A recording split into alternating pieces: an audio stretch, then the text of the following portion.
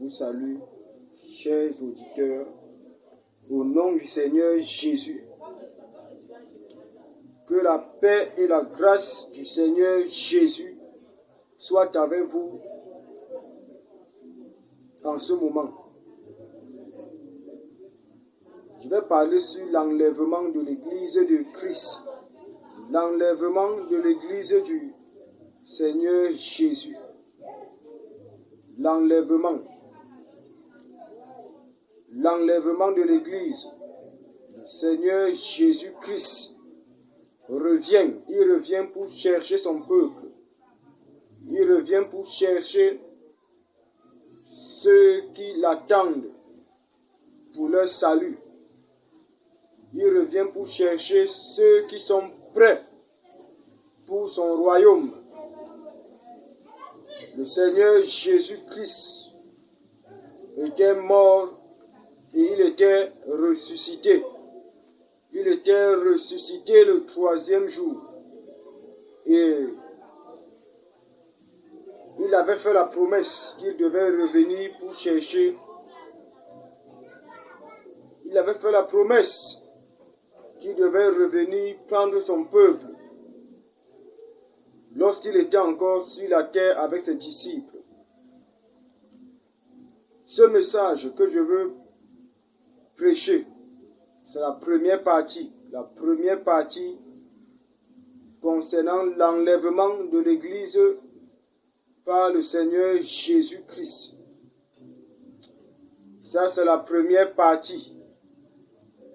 Lorsqu'il était encore sur la terre avec ses disciples, il a fait la promesse à ses disciples qu'il devait revenir, les prendre pour qu'ils soient avec lui où il est. Jésus-Christ était allé au ciel. Il était monté au ciel.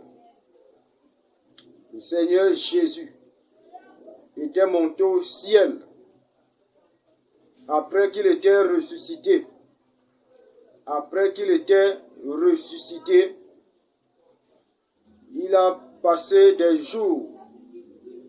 Il a apparu des jours sur cette terre. Et le jour fut arrivé où il fut enlevé au ciel. Il fut enlevé au ciel pour aller s'asseoir à la droite de Dieu le Père. Pour aller s'asseoir à la droite de Dieu le Père. Je vais lire le livre des Actes des Apôtres. Actes des Apôtres, chapitre 1. Nous allons commencer par Actes des Apôtres, chapitre 1. Actes des Apôtres, chapitre 1, versets 9 à 11. Il est écrit: Après avoir dit cela, il fut élevé pendant qu'ils le regardaient. Et une nuée le déroba à leurs yeux. Et comme ils avaient les regards fixés vers le ciel pendant qu'ils s'en allaient, voici 2 hommes vêtus de blanc leur apparurent et dirent: Hommes galiléens, pourquoi vous arrêtez-vous à regarder au ciel? Ce Jésus qui a été enlevé au ciel du milieu de vous reviendra de la même manière que vous l'avez vu allant au ciel. Nous constatons que le Seigneur Jésus reviendra de la même manière qu'il était monté au ciel. Dans le verset 11, la Bible nous dit que Jésus reviendra de la même manière qu'il était monté au ciel. Donc, Jésus revient. Jésus va revenir. Il va revenir. Et quand est-ce qu'il va revenir? Nous ne savons pas le jour. Nous ne savons pas l'heure. Parce qu'il est écrit: nul ne sait le jour. Personne ne sait le jour ni l'heure, ni les anges des cieux, ni le Fils. C'est le Père seul qui connaît le jour le jour où Jésus reviendra. Le jour où Jésus reviendra sur la terre pour prendre son peuple et pour amener son peuple avec lui dans son royaume. Et il est aussi écrit qu'il viendra comme un voleur. Il viendra comme un voleur. Donc, lorsque Jésus va revenir, il va revenir comme un voleur. C'est-à-dire qu'il reviendra à l'heure où nous ne serons pas. Nous n'allons pas savoir que c'est demain qu'il revient. Nous n'allons pas savoir qu'il revient dans 2 jours. Ou bien il revient dans 1 heure de temps. Mais la venue de Jésus va surprendre le monde. La venue de Jésus-Christ va surprendre le monde. Nous serons là dans le monde pendant que beaucoup d'hommes seront dans leurs activités, beaucoup d'hommes seront dans leurs occupations. Jésus va revenir. Chacun sera dans sa position. Chacun sera dans sa position en ce moment-là. Et dans quelle position seras-tu lorsque Jésus va revenir? Dans quelle position seras-tu lorsque Jésus va revenir? Je vais encore lire Jean chapitre 14. Jean chapitre 14. Jean chapitre 14, le verset 1 à 3. Il est écrit que votre cœur ne se trouble point. Croyez en Dieu et croyez en moi. C'est le Seigneur Jésus-Christ qui parlait. Il y a plusieurs demeures dans la maison de mon Père. Si cela n'était pas, je vous l'aurais dit. Je vais vous préparer une place. Et lorsque je m'en serai allé et que je vous aurai préparé une place, je reviendrai et je vous prendrai avec moi, afin que là où je suis, vous y soyez aussi. Nous constatons que Jésus a fait la promesse à ses disciples. Il a dit qu'il devait revenir. Au verset 3, il dit, je reviendrai et je vous prendrai avec moi, afin que là où je suis, vous y soyez aussi. Nous savons que Jésus est au ciel, parce que la Bible dit qu'il allait s'asseoir à la droite de Dieu le Père. Jésus est au ciel, à la droite de Dieu. Il viendra pour prendre son peuple, pour l'amener dans son royaume où il habite. Il viendra prendre son peuple pour l'amener dans son royaume où il habite. Et c'est où ils seront éternellement. Le peuple de Dieu habitera éternellement avec le Seigneur. Ceux qui seront enlevés lorsque Jésus va revenir. Maintenant, qui sont ceux qui seront enlevés? Quelle sera la condition pour que tu sois enlevé? Parce que il revient chercher ceux qui lui appartiennent. Est-ce que c'est tout le monde qui appartient à Jésus? Non. Ce n'est pas tout le monde qui lui appartient. Ceux qui appartiennent à Jésus sont des personnes qui se sont repenties, des personnes qui ont été baptisées par immersion, le baptême d'eau, par immersion, et qui marchent selon la parole de Dieu, qui mettent en pratique la parole de Dieu, ceux qui lui sont obéissants chaque jour de leur vie. Jésus viendra pour quelle personne? Pour quel genre de personnes Jésus viendra-t-il? Jésus viendra pour des personnes qui le craignent, des personnes qui font sa volonté chaque jour, des personnes qui marchent dans la vérité, dans la justice, dans la sainteté, des personnes qui craignent Dieu, des personnes qui sont nées de nouveau, des personnes qui sont nées de nouveau. Selon Jean chapitre 3, le verset 3. Donc Jésus-Christ va revenir pour quel genre de personnes? tous ceux qui sont enfants de Dieu, tous ceux qui se sont repentis et qui ont été baptisés et qui marchent dans la sanctification, ceux qui marchent dans l'humilité, dans la paix, dans la vérité. Voilà le genre de personnes que Jésus viendra chercher. Et t'appelles-tu un enfant de Dieu? T'appelles-tu un enfant de Dieu et attends-tu aussi l'enlèvement? Attends-tu aussi Jésus? Si tu attends Jésus-Christ, il est nécessaire que ta vie soit pure, que ta vie soit une vie de sainteté. La vie que tu pratiques doit être une vie de sainteté, une vie qui plaît à Dieu.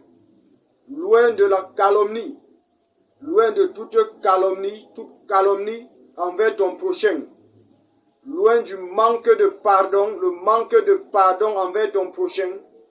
Tu vis loin de l'impudicité, la fornication. Tu vis loin des insultes.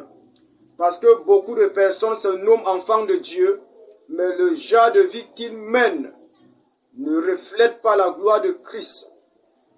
Tu vas voir quelqu'un, par exemple, qui s'appelle un enfant de Dieu, mais le genre de paroles qui sortent de sa bouche, ne sont pas les paroles qui viennent de Dieu. Tu vas voir quelqu'un, par exemple, qui s'appelle un enfant de Dieu, mais sa manière de se comporter à la maison, ne reflète pas la gloire de Dieu. Tu vas voir quelqu'un, par exemple, qui se nomme enfant de Dieu. C'est lui qui regarde les films pornographiques. Il écoute les musiques sataniques, les musiques qui donnent la gloire à Satan. Mais il se nomme enfant de Dieu. Pour quel genre de personnes Jésus reviendra-t-il? Reviendra-t-il pour chercher ceux qui s'appellent enfants de Dieu de bouche? Ou bien viendra-t-il chercher ceux qui sont véritablement des enfants de Dieu? La Bible dit dans dans Hébreux chapitre 12, le verset 14, « Recherchez la paix avec tous et la sanctification sans laquelle personne ne verra le Seigneur. » Pour quel genre de personnes Jésus viendra-t-il? Viendra-t-il pour des personnes qui se nomment chrétiens de bouche, mais rebelles à la vérité? Lorsque le Seigneur dit, il faut faire ceci, c'est difficile d'obéir, il raisonne. Le raisonnement dans l'église, parce qu'il y a tellement de raisonnement parmi les enfants de Dieu. Dieu dit, fais ceci, il raisonne. Dieu dit, fais cela, il raisonne. Il raisonne avec la parole de Dieu. Est-ce que Jésus viendra pour ce genre de personnes? Non. Il viendra pour les personnes qui lui obéissent. Il ne viendra pas pour les fréquentateurs des églises. Les fréquentateurs des églises, il passe le temps à aller à l'église, mais sa vie est sale devant le Seigneur. Il s'appelle enfant de Dieu. Il passe le temps à fréquenter les églises. Il est même au service du protocole à l'église. Il est même un choriste à l'église. Pourquoi pas un pasteur? Il est même un pasteur. Mais la vie qu'il mène n'est pas une vie qui plaît à Dieu. Est-ce que Jésus viendra pour ce genre de personnes? Non. Jésus viendra pour des personnes qui obéissent à sa parole, des personnes qui ne raisonnent pas avec la parole de Dieu, des personnes qui ne raisonnent pas avec la vérité. Lorsque ton pasteur te dit, fais ceci, tu raisonnes. Lorsque ce qu'il te dit est selon la vérité, tu raisonnes. Tu ne mets pas en pratique, tu raisonnes avec la parole de Dieu. Des personnes dont la repentance a des problèmes. Leur repentance a des problèmes. Les fausses repentances que ces personnes ont faites. Jésus ne reviendra pas pour ces personnes, mais il reviendra pour des personnes qui sont véritablement des chrétiens, véritablement des enfants de Dieu. Voilà les personnes pour lesquelles Jésus reviendra. Il reviendra pour ces personnes. Ils seront enlevés pour aller demeurer dans son royaume. Ils seront enlevés pour aller demeurer dans son royaume avec lui. Donc si tu te nommes un enfant de Dieu et que tu attends Jésus, examine ta vie chaque jour. Examine ta vie chaque jour pour voir si tu es prêt pour l'enlèvement. La Bible dit dans 1 Thessaloniciens chapitre 4, je vais lire 1 Thessaloniciens chapitre 4 verset 14 à 16, qui nous parle de la venue de Jésus. 1 Thessaloniciens chapitre 4 verset 14 à 16. Il est écrit: car si nous croyons que Jésus est mort et qu'il est ressuscité, croyons aussi que Dieu ramènera par Jésus et avec lui ceux qui sont morts. Voici en effet ce que nous vous déclarons d'après la parole du Seigneur. Nous les vivants, restés pour l'avènement du Seigneur, nous ne dévancerons pas ceux qui sont morts. Car le Seigneur lui-même a un signal donné à la voix d'un archange et au son de la trompette de Dieu, descendra du ciel et les morts en Christ ressusciteront premièrement. Nous voyons que les morts en Christ vont ressusciter premièrement. Jésus va venir au son de la trompette. La trompette de Dieu va sonner à la voix d'un archange et au son de la trompette de Dieu, selon le verset 16. Jésus descendra du ciel. Il va descendre du ciel pour enlever l'Église, ceux qui sont purs, ceux qui sont prêts pour ce jour-là. Donc il va revenir. Et la Bible dit au verset 17, 1 Thessaloniciens chapitre 4 verset 17, il est écrit: ensuite nous les vivants qui serons restés, nous serons tous ensemble enlevés avec eux sur des nuées, à la rencontre du Seigneur dans les airs. Et ensuite nous serons toujours avec le Seigneur.